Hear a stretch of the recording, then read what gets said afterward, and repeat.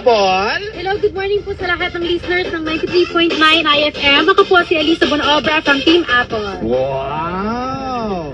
Oo, may tanong ako kasi, di ba, kapag, di ba, The Voice, siyempre, boses ang pinag-uusapan, na paano mini-maintain yung boses niyo para hindi masira? Ano ba yung mga preparation? Ano ba yung mga kailangan gawin para ma-maintain yung ganda ng boses? Ay, para naman kay, Alisa.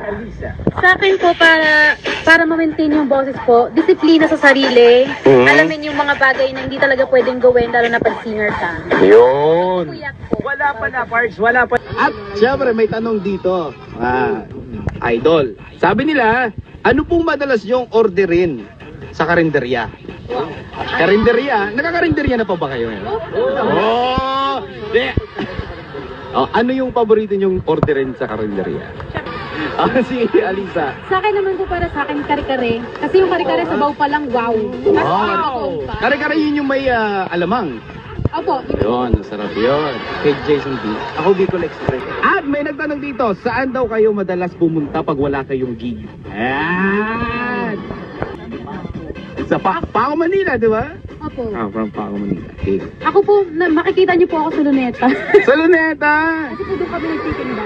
Ay, ano mga tinitinda niyo doon? Mga pagkain po na nakabalot na ulam. Yung Saan sa Luneta? doon po sa pagtagos po ng DOT.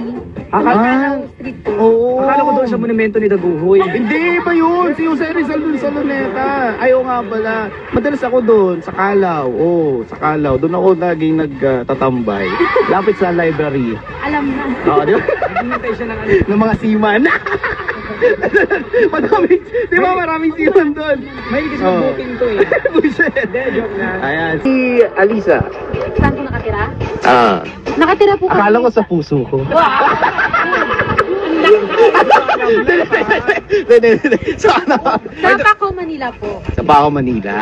Alright, sige. Ito, paparinig naman daw ng mga sample nila. Siyempre, hindi mawawalan yun. Huwag lang kayo sasayaw, ha? Alisa naman. Ayan, kakantayin ko rin po yung nasa top 16 album po namin, Laser Light. You're like a light, burning down, burning down on me. You're like a light, burning down on me.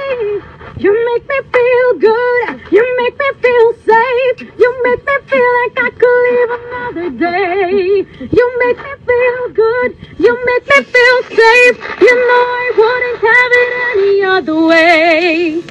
Yeah! March 21, SM Lucena, SM City Calamba, March 22, Rob Novaliches, March 22, SM Cagayan de Oro, March 29, SM San Fernando, and March 29 again, SM City Bacoor. Yes, for more updates po.